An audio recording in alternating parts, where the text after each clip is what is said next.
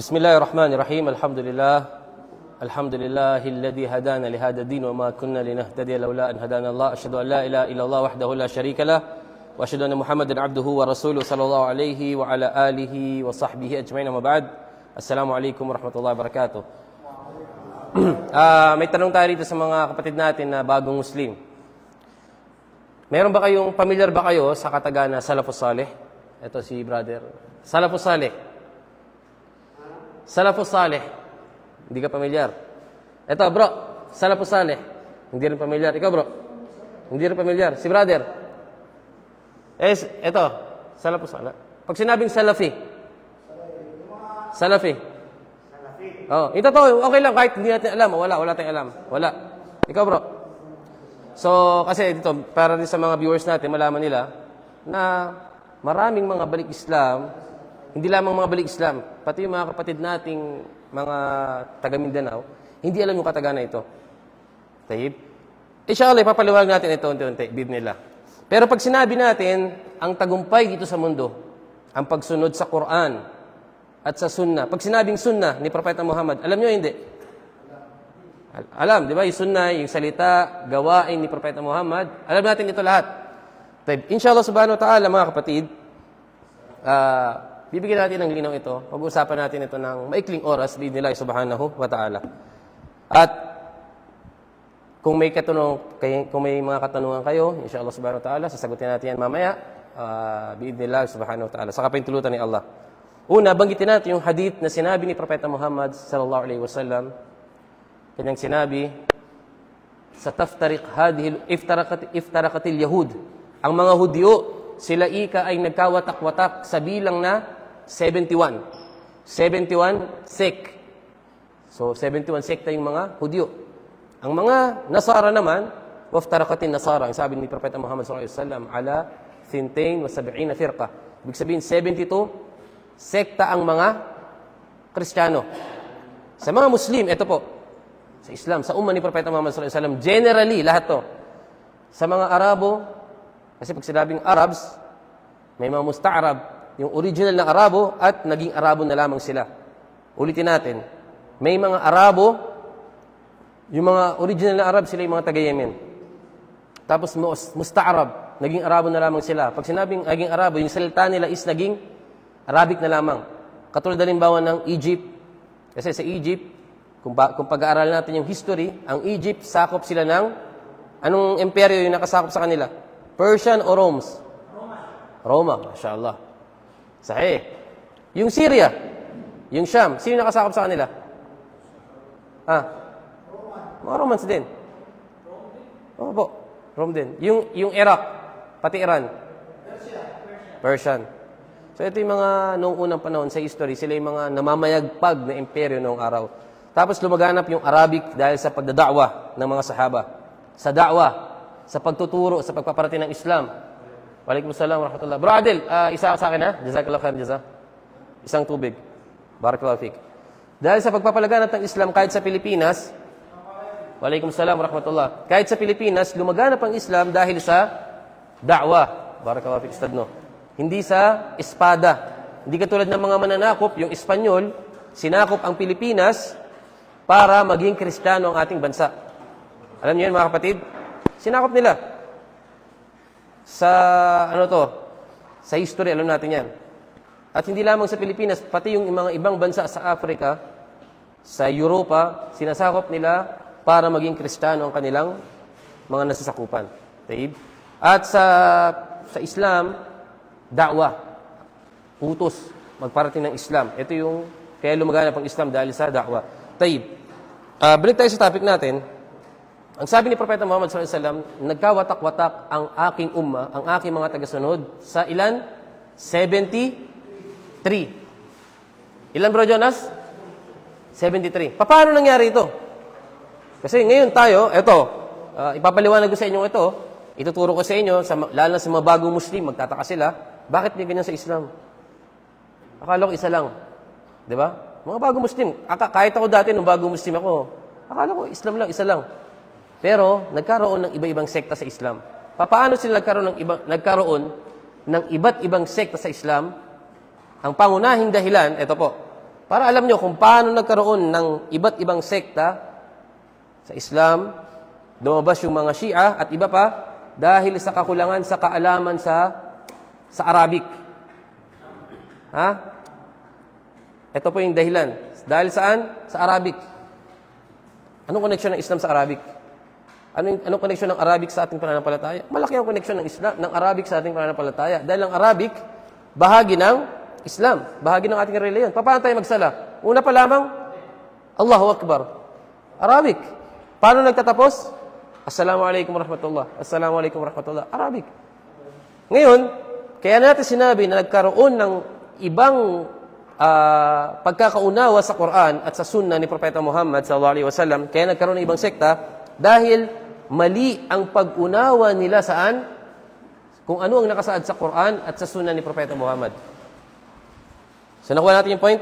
Nagkaroon ng iba't ibang sekta dahil sa kakulangan saan? Sa pag-aaral ng Arabic. So dito papasok ang kahalagahan ng kaalaman sa Islam. Dito papasok ang kahalagahan ng kaalaman sa Islam. Napaka-importante ng kaalaman. Kaya nga sinasabi, ang kaalaman, nur, liwanag. Ang kaalaman ay liwanag. Kapag nga sa disyerto ka, walang daan. Halimbawa, walang ilaw. Paano mo malalaman yung daan? Kapag meron kang flashlight. Nagdadrive ka. Malalaman mo ba yung daan kung walang ilaw yung sakyan mo? Hindi. So, ganyan ang buhay dito sa mundo. Malalaman mo ang tamang akida, ang wastong akida kapag meron kang kaalaman. Malalaman mo yung tama kung meron kang kaalaman. So, yan sinabi ni Propeta Muhammad sallallahu alaihi wasallam, inshallah. Naliwanagan tayo, nagkaroon ng sekta yung mga tagasunod ni Propeta Muhammad. Ilan? 73. Bakit sila naligaw? Dahil sa kakulangan ng kaalaman. Mali ang pag-unawa sa Quran, sa Sunnah. Nung lumaganap ang Islam sa panahon ng mga sahaba, nasakop nila yung Persia. Okay? Hindi naman kasi, ang mga Persian kasi, meron sila sariling salita, lingwahe. Lumaganap. Sa Espanya, lumaganap. Sa Turkey, lumaganap. Lumaganap talagang Islam. Nagkaroon ng sari-saring pag-unawa sa Islam, na mali naman. Alam niyo yung Madina ngayon, sa masjid ni Propeta Muhammad sa kanyang kapayapaan, di ba dyan nakalibing yung mga sahaba? Dyan nakalibing yung mga kasama ni Propeta Muhammad. Sa panahon ng Uthman, Ad-Dawla Al-Uthmaniyya, o kaya Uthman Empire, napakaraming dyan, doom. Yung mga libingan ng mga sahaba, yung mga puntod, maraming nakatayo sa libingan. Subhanallah. Parang yung libingan dyan, yung Baqi', parang yan, parang may mga tao nakatira. Kasi may mga may mga dekorasyon. Hindi ba sa Pilipinas, yung mga libingan ng mga kapatid natin doon, may mga may mga marmol, kung ano-anong disenyo yung nakalagay sa patay. Sa Saudi Arabia, pangalagaan naman ni Allah ang bansang ito, kung pupunta ka sa libingan dito, bato lamang makikita mo. Bato lamang. Sino apunta sa libingan dito? Sa Baqi'. Makikita nyo. Bato lamang. Palatandaan lamang yun. Tapos, paano malalaman na ito yung kamag-anak ko na namatay? Yan ang tanong. Diba? Paano malalaman? Kasi bato lamang puntod lamang. Walang date na namatay, ano yung pangalan. Kasi lahat ng yan ay bid'a sa Islam. Walang lapida sa Islam. Ang lahat ng yan ay bid'a. Bagong aral sa Islam. Kaya, inshallah, pag mamatay tayo, gawa tayo ng habilin na huwag mong lalagay ng ganito sa ating mga puntod. Tayyib? Di totoo yun, mga kapatid. Dito sa Saudi Arabia, ang tanong, paano malalaman na yun yung napatay? Ang libingan kasi rito, may mga listahan yan. Parang straight, yung sulat, bilang, 1, 2, 3, pang ilang puntod. So, kapag pumunta ka sa office, ibibigay kung pang ilang libingan yung kamag-anak. Yung kaibigan mo, halimbawa, sa straight na ito, pang 100 siya. Kapag dito naman yung bilang sa pakaliwa, ito yung bilang niya. Kung baga malalaman mo, at hindi mawawala kung saan nakalibing yung kamag-anak mo. Ganyan po sa Islam. Ganyan yung libing. Kaya kahit gano'ng kadaming libingan, hindi tayo mahihirapan kasi may bilang. ang Saudi Arabia sumusunod lamang sa Quran at sa Sunnah kung paano yung tamang paraan ng paglibing. Kaya nga kahit yung hari mismo ng Saudi Arabia, yung mga hari ng Saudi Arabia, kung paano namatay yung normal na tao, ganun din yung kanilang libingan. Wala pagkakaiba. So, balik tayo sa topic natin, nagkaroon mga kapatid ng sari-saring sekta, paniniwala dahil sa kakulangan sa Arabic. Kakulangan saan? Sa Arabic. Tapos lumabas pa yung mga sekta na sinasabi nila na ang Quran, hindi yan salita ng Diyos. Ha? Nilikha ang Quran. Tao ka, nilikha ni Allah. Ang hayop, nilikha ni Allah. Ang mundo, nilikha ni Allah. Ang Quran, nilikha rin ni Allah yan. So, ang Ahlus Sunnah wal Jama'a, ng mga Salafus Salih, ang Quran ay pinaniniwalaan na ito ay salita ni Allah. Okay. So, balikin tayo sa topic natin. Hindi natin papalawakin yan. At least nalaman natin na nagkaroon ng sekta sa mga bago Muslim. Sa mga bago Muslim. Ilang sektang meron sa Islam? 73. Bakit nagkaroon ng sekta? Kakulangan sa kaalaman. At ano yung pinaka-importanteng kaalaman na kinalimutan nila? Yung Arabic. Tama, brother. Barakallahu fik. Ngayon,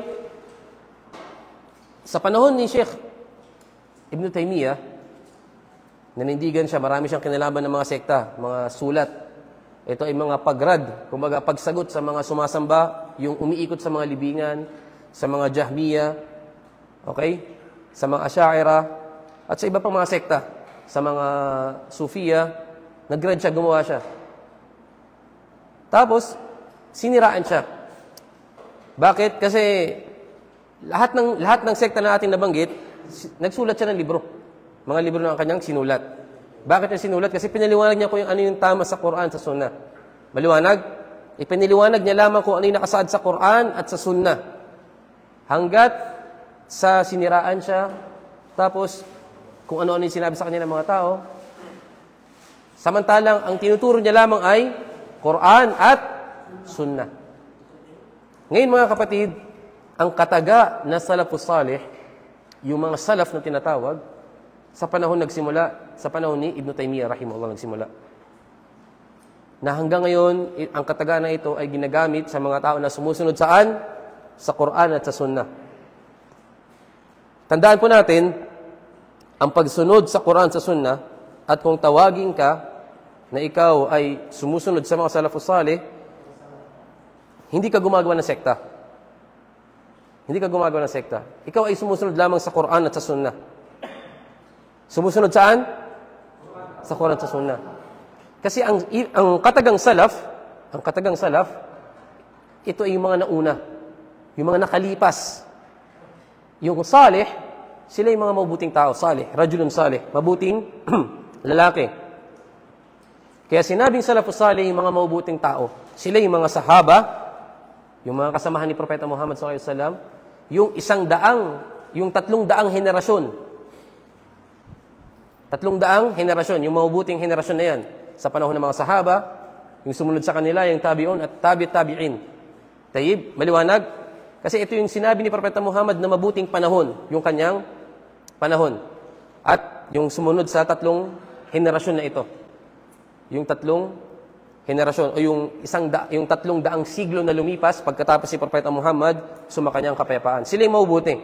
Ngayon, mga kapatid, ang tao na sumusunod sa Quran at sa Sunnah ayon sa pagkakaunawa ng mga salaf, ng mga sahaba, tinatawag na mga salafus salih. Salafi kung tawagin. Pero ang problema lamang dito, alam niyo malaking problema rito? Pinakamalaking problema. Ang ibang tao, nag-aangkin sila na sila ay mga sumusunod sa Quran, sa Sunnah, mga Salafi, pero late palagi ng sala. Late palagi ng sala. Ang mga Salafus Salih, mga kapatid, laging nag-uunahan sa sala, partikular ang Salatul Fajr. Laging nasa first half. Meron akong guro dito, hanggang ngayon, Sheikh Abdurrahman Alakal. Teacher namin. Alam niyo mga kapatid, tuwing sala, imam siya sa masjid, nagkukutba siya. Never siya nagdala ng Cellphone. Iwallah. Bakit di siya nagdala ng cellphone? Kasi ayaw niyang ma-distract habang siya ay nagsasala. Kapag nasasala siya, ang puso niya nasasala. Hindi lamang yung katawan nasasala, pati puso nasaan? Nasasala. Ganyan yung mga salafus salih. Tapos may Sheikh pa ako rito. Sheikh Salih As-Sultan. Family na As-Sultan. Tuwing araw ng Jumu'ah hanggang ngayon, sa masjid namin, Ibn al-Qayyim, Jami Ibn al-Qayyim. Kapag 7 a.m. na, ibig sabihin sumikat na yung araw, pwede na magsala ng sunnah. Makikita mo siya nagsasala. Hanggang dumating imam sa pagkukutba. Tuwing araw ng Jumu'ah. Tuwing araw ng Jumu'ah. At after ng Salatul Asar, hindi na siya alis ng masjid. Ang ginagawa niya ano? Nagdudua. Kasi sa oras ng Jumu'ah, sa pagitan ng Asar at Maghrib, may dua, may panalangin na katanggap-tanggap kay Allah subhanahu wa ta'ala. So nagdudua lamang siya. Ito yung mga salafus salih. At alam niyo pa ba, tuwing Salatul Asar, araw-araw, yung mga sheikh namin na ito na binabanggit ko, nagsasala palagi rito sa masjid ni Sheikh, pangalan ng masjid, Sheikh Muhammad bin Abdul Wahhab. Sa libingan. Alam niyo libingan dito sa Barayda? Yung pinakamalaking masjid dyan. Bakit nagsasala ron palagi? Tuwing Salatul Asar, may idea kayo? O di kaya minsan Maghrib. Minsan Salatul Isha. Bakit? Palagi, araw-araw. Kasi may Salatul Janaza ron. Ano yung Salatul Janaza? Yung pagsasala para sa patay. Kasi doon yung libingan, may mga namamatay. Palagi sila ron, nagpapaligsaan sila. Ito yung mga salafus salih. Ito yung ugali ng mga naunang tao. Wallahi, yung ajib talaga rito yung Sheikh namin, Sheikh Abdurrahman Al-Akal, never nagsala, nakasama niya yung cellphone niya. Hanggang ngayon. Kasi doon sa kanya palagi nagsasali. Subhanallah. Kaya ba natin ito, mga kapatid? Minsan siguro kaya natin, Salatul Fajar, Salatul Zuhur. Pero yung minsan yung 5 sala, siguro nahirap eh. Pero si Sheikh, sabi niya, hindi niya maalala kung kailan siya nagdala ng cellphone sa sala. Tapos sinabi pa sa amin ni Sheikh, ang kanyang nanay, ang sabi ng nanay niya sa kanya, Abdurrahman, simula nang pinakasalan ko ang tatay mo, hindi niya iniwan ang pagsasala ng tahajjud. Subhanallah. Yung Sheikh namin, 40 plus na. Siguro 50 plus na Sheikh Abdurrahman. Allah alam, malapit na sa 50. Kung di, may kuya pa siya eh. Allah alam, di ko alam ilan yung taon niya, kung ilang edad na. Pero isipin mo, yung ma-maintain mo yung sala ng ganong edad hanggang ngayon, mahirap yun. Yung tahajjud. Ito yung mga salafus salih, mga kapatid. Ngayon, makakita ka ng mga nag-aangkin na nagsasabi ng salafi, laging late sa sala, hindi nagsasala ng sunnah ng ratiba, hindi nagpa-fasting ng 3 beses sa isang buwan. Ganyan ba yung mga salafi? Walang galang sa mga tao, sa matatanda, puro lang pag-atake, puro paninira sa iba. Ganyan ba yung mga salafus salih?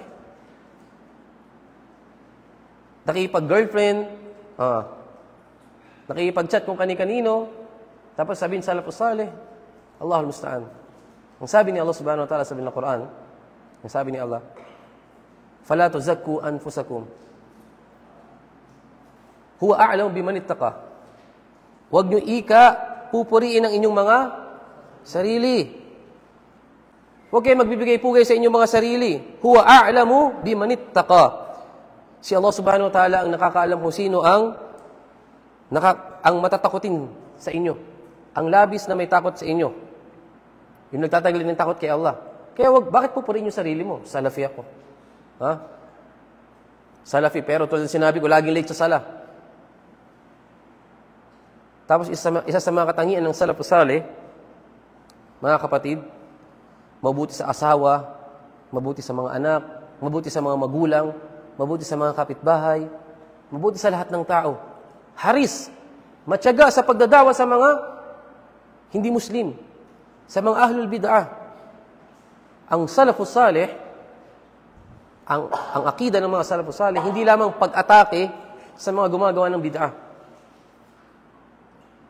Pati sa pagtuturo sa mga bata, sa mga kababaihan, sa lahat ng tao. Maging mabuti, mga kapatid.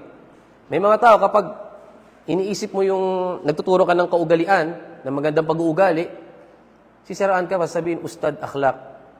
Oh, ustad ng ugali. Ustad ng kagandahang asal. Kasi kinakalimutan yung akida. May mga ganyan eh. Hindi ba ang ugali ay parte ng akida? Parte ng ating paniniwala?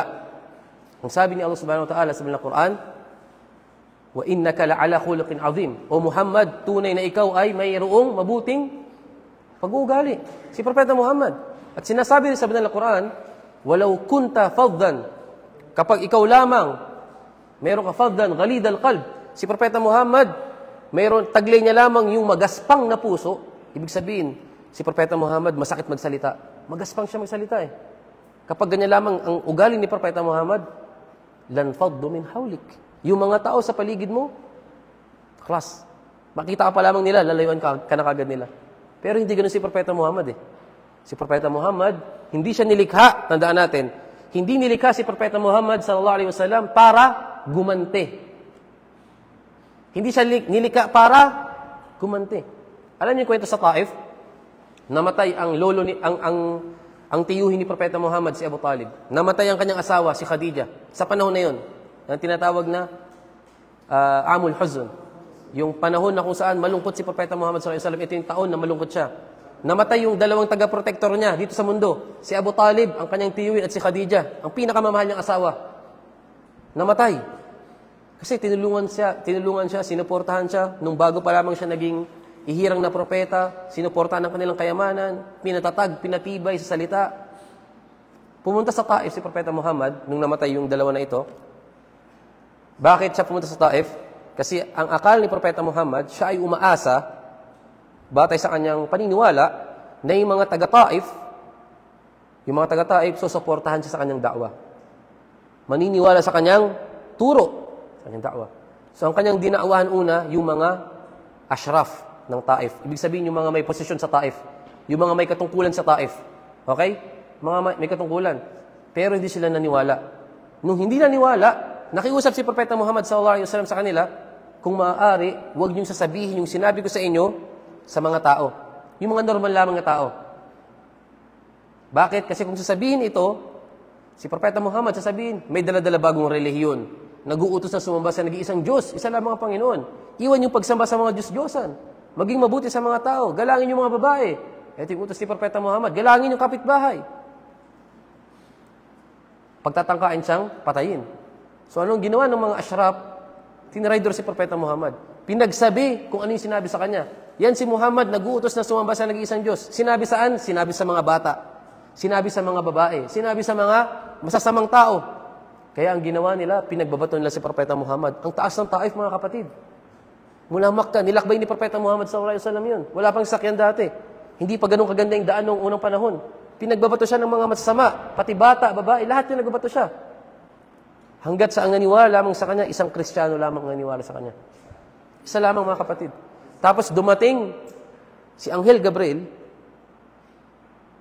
at sinabi niya pa, O Muhammad, itong mga anghel na ito na kasama ko, pinadala sa ni Allah subhanahu wa ta'ala, utusan mo sila na iangat yung dalawang mataas na bundok dyan sa Makkah, dalawang bundok na mataas. Tapos iangat at babagsak sa mga taga-Taif na yan dahil sa ginawa nila sa iyo. Bilang ganti, kasi lahat ng katawan ni Propeta Muhammad dumugo. Yung buong katawan niya dumugo. Pero, ang sabi ni Propeta Muhammad, tinanggihan niya yung alok na yon. Ang sabi niya, umaasa ako na sa mga tao na yon, sa kanilang mga apo, may magmumuslim at maniniwala kay Allah. Ano nangyari ngayon sa buong Taif? Muslim lahat. Di ba? Kung gumanti si Propeta Muhammad, gumanti siya sa ginawa nila, siguro walang Muslim sa Taif ngayon. Kung baga yung Taif, ano yan? Kung baga bundok lamang, wala nang tao dyan. Parang sa Madain Saleh, yung malapit sa... Saan ba yung Madain Saleh? Sa Tabuk. Hindi, Tabuk ba yun? Madain Saleh yung ginagawa nga. Hindi, sa may Madina, yung malapit sa Madina. Yan po ba yun? Basta yung daan na yun, papuntang Al-Ula yun. Yung papuntang Al-Ula. Yung mga tao na pinarusahan doon. Parang gano'n na lamang yung Taif ngayon. Wala sila. Pero alhamdulillah, dahil si Propeta Muhammad, maawain siya, mahabagin, matyaga sa da'wa. Matyaga sa da'wa si Propeta Muhammad. Yung buong Taif ngayon ay Mga Muslim. So, ganyan dapat tayo mga kapatid sa Islam. Yung mga gumagawa ng bid'ah, nasabi natin kanina, na magkakaroon tayo ng ilang sekta? Gusto mo ba na lahat sila sa impyerno, ikaw sa paraiso? Ganyan ba yung mga salafus salih? Hindi. Ano yung gusto mo sa kanila? Ituwid sila. Ituwid ang kanilang paniniwala. Kausapin sila. Pag-aralin natin. Sabihin mo sa kanila, kapatid, nakalagay ba sa Quran yan? Nakalagay ba sa Sunnah? Pag-usapan natin maigi yan, kung tama ba yan o mali. Pag-aralan, hindi yung lahat na puro pag-atake sa kanila, hanggat sa lalayo lahat sila sa'yo, walang makikinig sa'yo, walang da'wa na walang da'wa mangyayari. Ang gusto natin, mada'waan sila eh. Ang sa atin, mga kapatid, magpahayag ng katotohanan. Ikaw, lahat tayo rito, marami tayong kamag-anak na gumagawa ng bid'ah. Gusto ba natin magkaroon tayo ng gap sa kanila para hindi sila makikinig sa atin? Kasi tayo nag-aral lang sa Saudi, o nag-aral sa mga Islamic Center doon, sa mga sheikh doon, sa mga ustad doon. Tapos pagbalik, ito na yung itutuwid natin sila at lalayo sila sa atin dahil iba yung paniniwala natin. Gusto ba natin na gano'n? Yung class, malayo na? Hindi. Gusto natin maggabayan sila eh. Kung ayaw nila, ang importante, huwag tayong susuko. Diba? Class, magpahayag tayo. Ituwid sila, mga kapatid sa Islam. Ako, naramdaman ko yung pagiging ligaw. Kasi dati rin akong Kristiyano eh. Naramdaman ko, iba yung pakiramdam kasi yung hindi mo alam yung ginagawa mo dati. Lalo yung mga balik Islam dito. Kumbaga kain, tulog, labas dito, labas doon. Walang direksyon yung buhay. Wala ka kasing sinusunod eh. Dahil sa paniniwala, na kapag naniwala ka kay Jesus, ano mangyari sa kasalanan mo? Ha? Ligtas ka na. Di ba, Jonas? Ras, paraiso ka na. Pasok ka na kasi si Jesus, inako na yung mga kasalanan eh. Kaya kahit lalaki sa lalaki, pasok kayo sa paraiso. Babae sa babae, pasok sa paraiso. Magdroga, anong kasalanan gawin mo, class? Paraiso lahat. Sa langit lahat. Pero maling paniniwala yon. At ngayon Muslim na tayo, gusto natin yung mga tao ay maligtas. Di ba? Gusto natin maggabayan sila. Kung papaano inutos ni Allah ang pagdada'wa, ni Propeta Muhammad sallallahu alaihi wasallam ang da'wa, yung yapak natin. Yung yapak natin. Si Propeta Muhammad, sumakanya ang kapayapaan, ang sabi ni Aisha, inshallah, last Last 5 minutes. Kasi si Gob, gusto na maglaro ni Gob, yo. Nanginig na yun pa eh.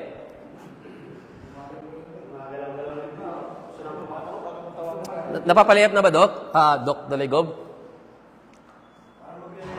Ang sabi ni Aisha, mga kapatid, pakinggan nyo Ang sabi ni Aisha, radhiyallahu anha, kung ang unang bumaba sa Quran, huwag kayong magsugal.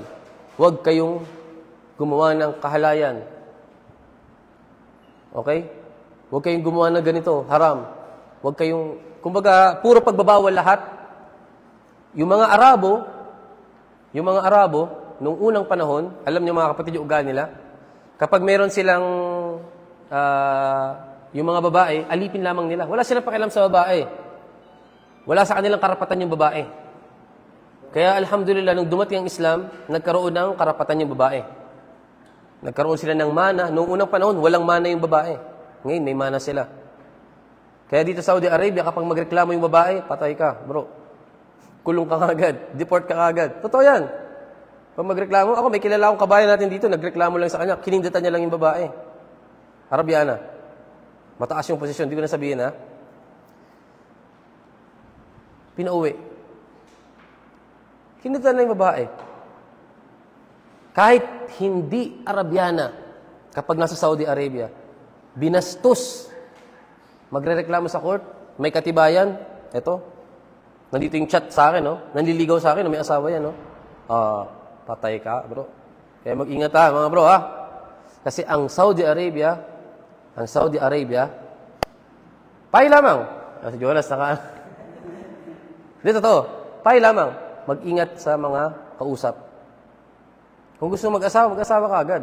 Huwag nang date-date. Kasi mamaya, baka magreklamo yung babae na yan sa court. So, supportahan ka agad ng court yung babae. Yan ang totoo.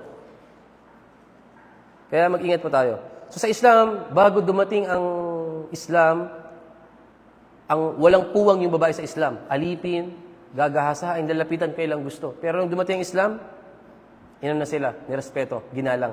Kaya ang sabi ni Aisha, kung ang unang bumaba sa Quran, wag magzina, wag mag-uminom ng alak, wag magganito ganyan, wag magsugal, walang maniniwala kay Propeta Muhammad. So yung sinabi, wag.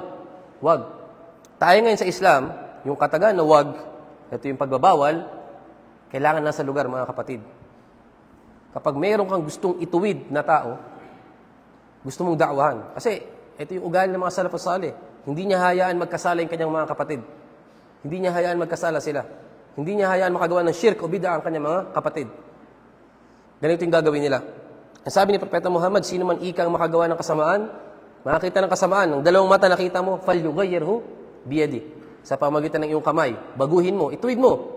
Kapag pinuno ka sa isang lugar, may posisyon ka, tatay ka, may mga anak ka, kaya mong ituwid yung isang tao, kaya mong baguhin sa pamagitan ng iyong kamay.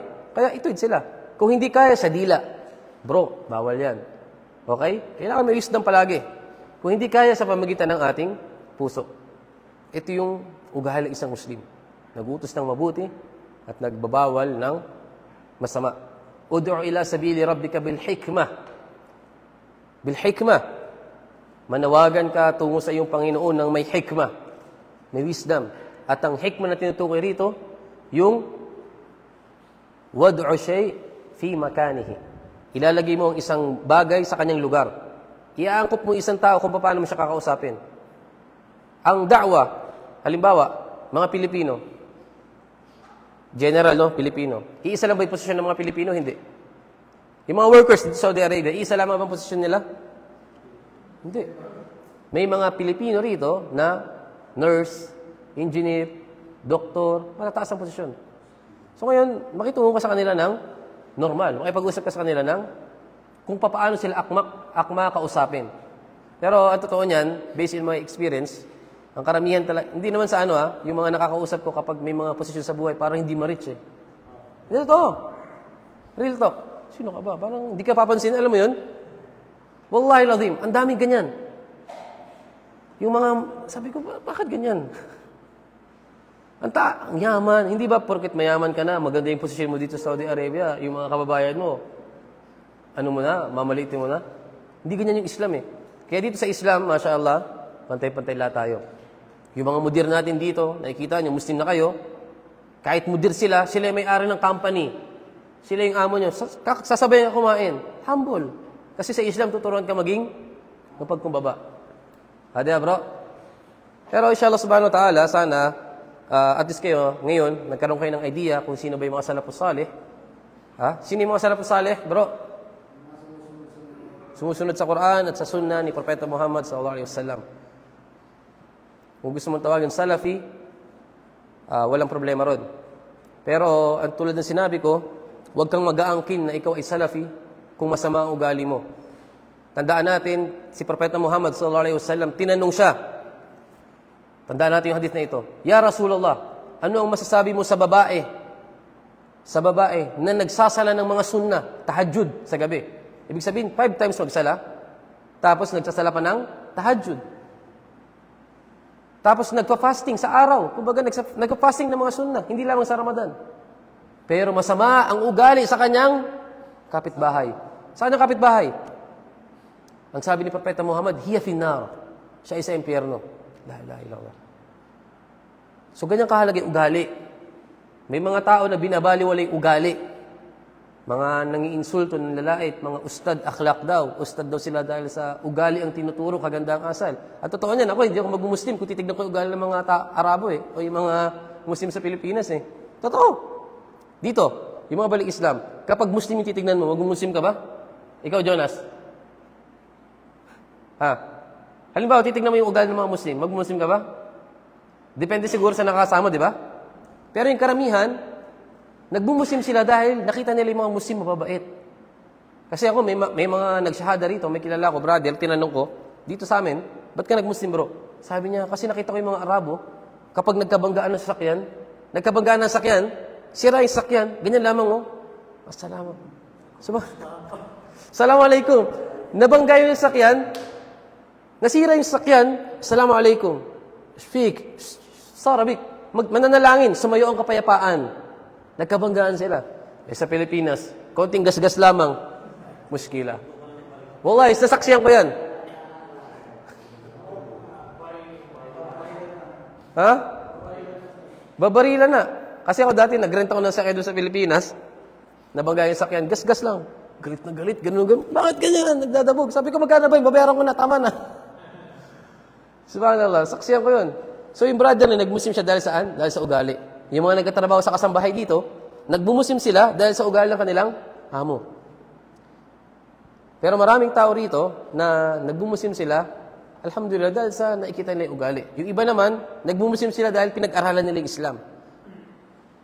Hindi nila tinignan yung Islam sa ugali ng tao. So ngayon, alhamdulillah, nagkaroon tayo ng idea kung sino yung mga salafus salih. Sila yung mga tao na naninindigan sa doktrina, tamang doktrina sa Quran at sa Sunnah, sa pagkakaunawa ng mga sahaba, ng mga sumunod sa mga sahaba, yung mga tabi'in, sila yung mga salafus salih. Maliwanag mga kapatid, at yung salafus salih, hindi lamang sa aqida, hindi lamang sa doktrina. Sa pagsamba, ganun. Sa pagkain, ganun. May mga tao nagsasabi ng salafus salih, pero bro, ang original ng pagkain, halal. Lahat ng katay ng Kristiyano, halal. Totoo yun, halal. Kaya magsabi ka lang ng bismillah, khalas, halal na yan. May mga ganun. Hindi na magtatanong kung ano ba yung niluto dyan. Yung mantika na ginagamit, iisa lang ba? Kasi sabihin nila, magbismillah ka lang bro, okay na. Tapos sabihin, salafus salih. Ang mga salafus salih, may ingat sa pagkain. Tapos yung iba pa, salafus salih, laging late sa sala. Oh. Ganyan ba yung salafus salih? Hindi, mga kapatid. So, ang sa atin, ang iba kasing tao, alam niyo yan, sa mga bago Muslim dito, ang iba kasi, kinukondisyon nila bago ka mag-lecture, bago ka magturo, bago ka magda'wa na magsabi ka na ikaw ay Salafi. Which is mali ito. Kapag namatay ka ba, tatanungin ka ba sa iyong libingan, Salafi ka? Ano yung tatanungin sa'yo kapag namatay ka? Ha? Sa kabilang buhay, kapag tatanungin tayo ni Allah, anong unang itatanong sa atin? Anong unang itatanong sa atin? Sa karapatan ni Allah, salah. Lahat tayo, inshallah, sumusunod sa mga salafus salih. Hindi nila, lahat tayo sumusunod sa mga salafus salih. Sa doktrina, sa akida, hindi lamang sa akida, sa ugali. Hindi lamang sa ugali, pati sa pagsamba. Kung paano sila nagsala, nag-ayuno, nag-hajj. Sa kaalaman, pakikitungo sa mga tao. Tulad ng sinabi ko mga kapatid, punta kayo sa masjid namin dyan, sa Beses sa Buraida. Yung sheikh namin, hanggang ngayon, magsasala, makita kayo walang cellphone. Hindi nag-cellphone. Yan yung mga salafus salih. Biyayaan nawa tayo ni Allah subhanahu wa ta'ala ng tamang kaalaman, tanggapin na nawa ni Allah subhanahu wa ta'ala sa atin, ang ating mga mabuting gawa. Wallahu a'lam, sallallahu alaihi wasallam ala nabiyina Muhammad wa ala alihi wa sahbihi ajma'in. Assalamualaikum warahmatullahi wabarakatuh. May mga tanong ba yung mga kapatid natin, bro? O basketball na?